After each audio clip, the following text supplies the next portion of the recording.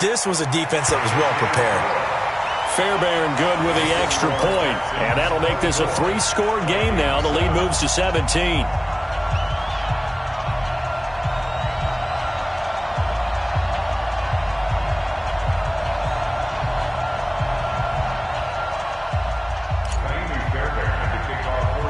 So they'll get another shot on offense following that pick six.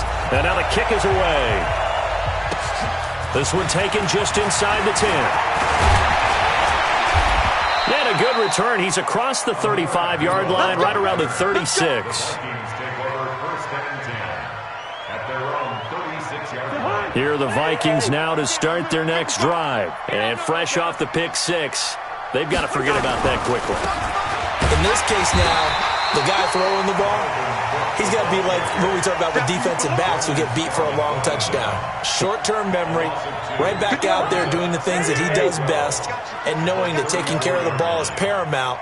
Here's his opportunity. Ball comes back to those defensive backs for the fourth. Into heavy traffic, and it's intercepted. Zach Cunningham with a pick.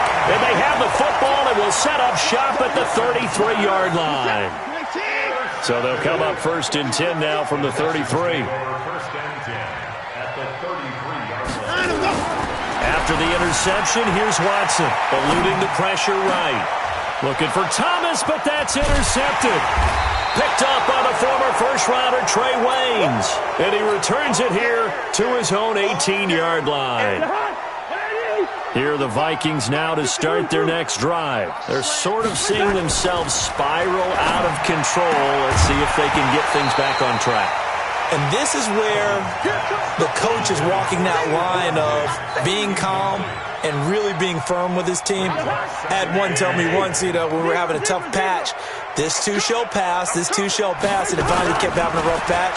He said, but you got to do something to make it pass, and that's what they have to do. They've got to get some control back, get themselves reasserted, and calm things down. See if they can get calm and reassert themselves here. Now a deep ball there on 2nd down, but it'll wind up incomplete.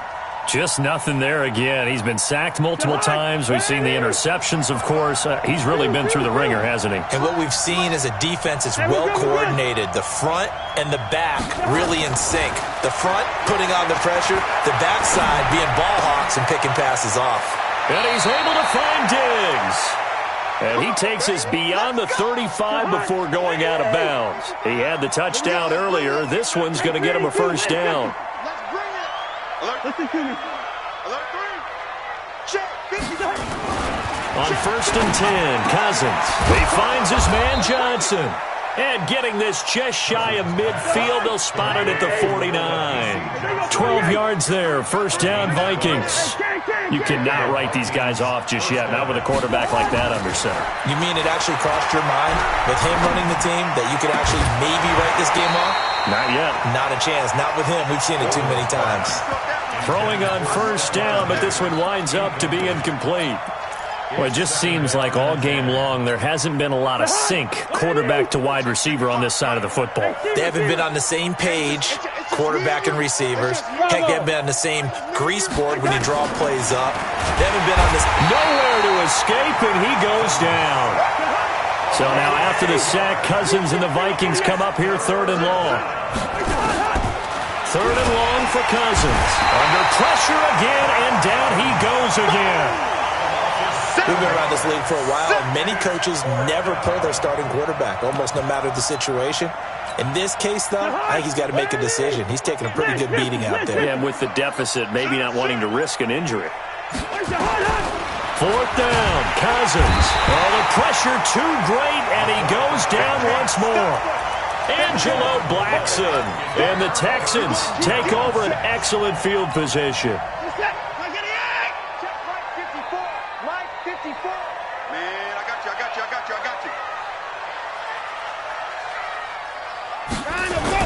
A 1st down carry now for Miller. Just a yard on the 1st down carry, so it's 2nd and 9. And when do they start thinking about burning these timeouts? They've got all three still defensively. To me, you have to start right now. Here's the time, and that means you've got to stop them on defense, not give up the yardage, use your timeouts in order to get the ball back and try and score yourself. But now is the time to start using those timeouts. And keep in mind, it'll also stop the clock at the 2-minute warning.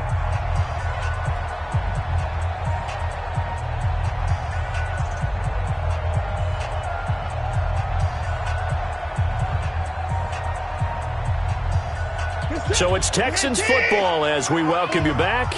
And the scoreboard on their side, they're just looking to melt away these final couple of minutes and put this one in the left-hand column. On 2nd and 9, Watson. His throw caught at about the 5. And he gets it all the way down inside the 10 and mark him at the 5. A good pickup there at 22. Here's Watson. And he'll go down inside the 15 at his own 13-yard line.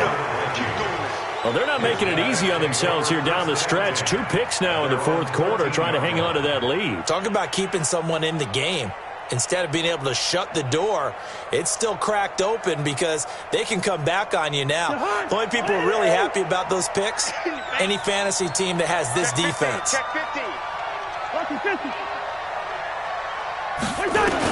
Following the interception, Cousins. And pressure coming, and they got him once again. Now the Texans will burn the first of their timeouts as they'll talk things over prior to this upcoming second down play. Now following the sack, they'll look to make amends on a 2nd down and 17. To throw, Cousins. And he's got the hook up here. It's Kyle Rudolph. And he'll be corralled well upfield right around the 40-yard line. A big play on the catch and run, covering 34 yards. A 10th carry in the game for Cook. And this has been a familiar sight all afternoon as they stop him behind the line.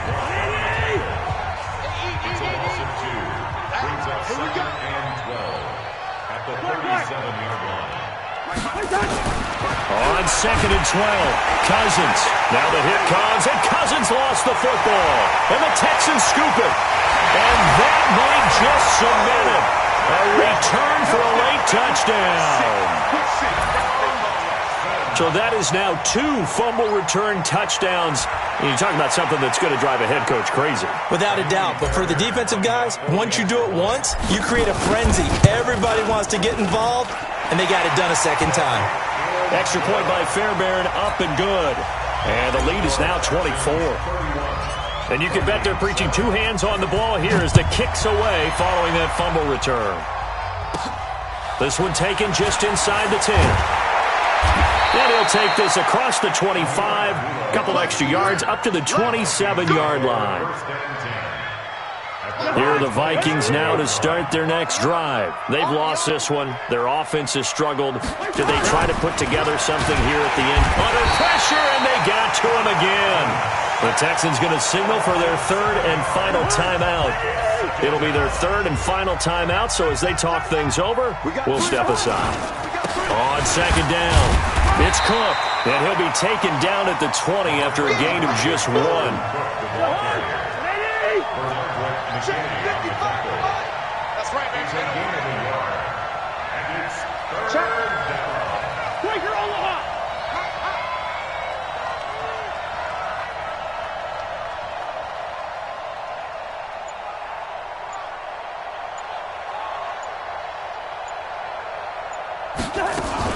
One last shot now for Cousins. And he's going to be intercepted a 3rd time. Zach Cunningham with a pick. And to the 43. So down inside the 45 to the 43-yard line. That's where they'll take over. So Houston going to come away here with the victory. And they were buoyed, Charles, by a big second half that put this one on ice. And I know a lot of people watching this one were thinking to themselves, I bet halftime was really interesting. Probably took the paint off the walls with some of the words that were said. But I get the sense that it was much more the adjustments they made. They came in with a game plan that we saw that didn't work in the first half. They made the adjustments necessary, went away from that, and then they got it together, got a spark, and then took off. It's really nice to watch in the second half. So that'll just about do it for Charles Davis. I'm